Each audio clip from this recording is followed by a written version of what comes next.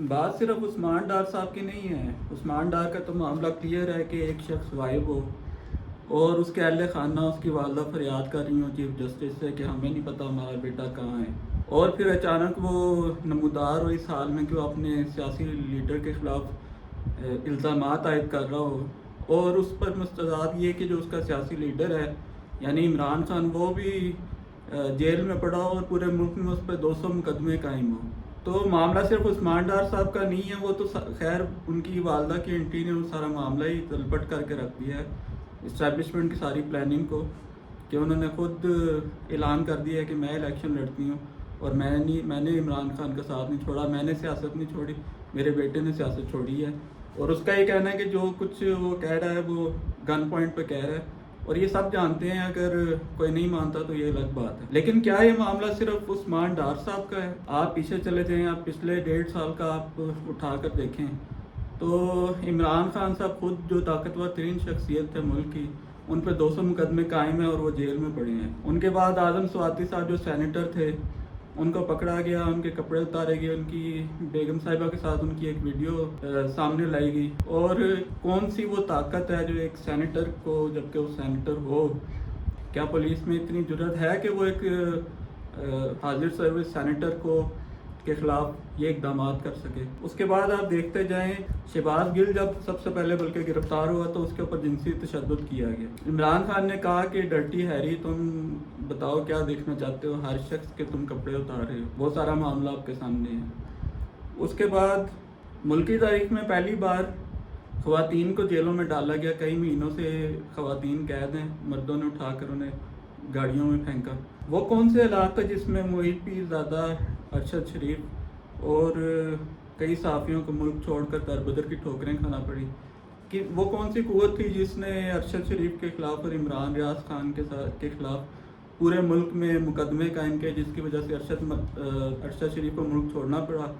اور عمران ریاض خان کی صورتحال ہمارے سامنے۔ یہاں میں ایک اور بڑی انٹرسٹنگ بات کا ذکر کرنا چاہوں گا کہ آپ نے دیکھا ہے کہ عثمان ڈار کو اس انداز میں سامنے لایا گیا ہے کہ وہ بڑی ہنسی خوشی بھاگتا ہوا آ کے اینکر کے پاس عمران خان کے خلاف بیانات دینے شروع کرتا ہے، ایسے ان حالات میں کہ میرے اوپر کوئی جبر نہیں ہے، کوئی دباؤ نہیں ہے، اور میرے زمین نے مجھے جگا دی ہے، اور میں یہ باتیں کہنا چاہتا ہوں۔ لیکن ایک وہ انداز ہے اور دوسرا انداز ہے آپ کے سامنے عمران ریاض خان کا، کیا انہیں رہا کرتے ہوئے ان کی شیپ نہیں بنائی جا سکتی تھی یا ان کے بال کلر نہیں کیے جا سکتے تھے؟ تو ایک طرف سے خوف و ہراس دکھایا جا رہا ہے اور دوسری طرف سے یہ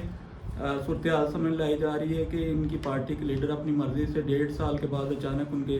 ضمیر جاگنا شروع ہوئے ہیں۔ آپ کو یاد ہوگا کہ کئی جو ایک پی ٹی آئی کے جو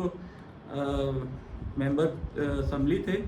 وہ جب آئے تھے اچانک وہ بے اختیار رونا شروع ہو گئے تھے۔ اعظم خان صاحب سمیت جو ایک لڑی تھی جو وزارت خارجہ سے لے کر سائفر عمران خان تک لے جانے کی جو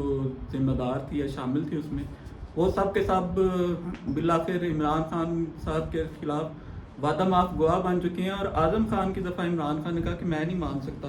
جب تک میں اعظم خان کے منہ سے نہ سن لوں کہ وہ میرے خلاف کوئی بیان دے رہا ہے میں اس وقت تک یقین نہیں کر سکتا۔ علی زیدی صاحب نے یہ کہا تھا کہ مجھے، وہ پریس کانفرنس کرنے آئے تھے لیکن انہوں نے نہیں کی تھی، انہوں نے کہا تھا کہ مجھے یہاں پہ گولی مار دو، اس سے بہتر ہے کہ میں، لیکن وہ دوبارہ آئے تو وہ بظاہر ہنسی خوشی انہوں نے عمران خان صاحب کا ساتھ چھوڑنے کا اعلان کیا، اور جہانگیر ترین اور پرویز خٹک کی صورت میں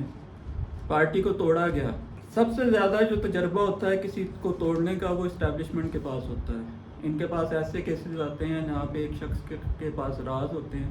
اور انہوں نے وہ راز نکلوانے ہوتے ہیں، اور وہ راز نکلوانے کے سب حرف بھی ان کو آتے ہیں۔ خود عمران خان صاحب جب جیل میں گئے تو وہاں پہ انتہائی تیز روشنی کا بلب لگایا گیا تھا، اس کی حالت کمرے کی انتہائی خستہ تھی، وہاں پہ اس کی بارش ہو تو چھت ٹپکتی تھی، اور وہ چھوٹا سا ایک سیل تھا جس میں چلنا پھرنا ممکن نہیں تھا، یعنی انسان لیٹتا ہے یا بیٹھتا ہے تو اس کو، کھڑا ہوتا ہے تو اس کا سر چھت کو لگ رہا ہوتا ہے، یہ لیٹتا ہے تو اس کی ٹانگیں دیوار کو لگ رہی ہوتی ہیں۔ تو یہ سب کچھ کیا ہے، یہ بیسیکلی توڑنے کے طریقے ہیں،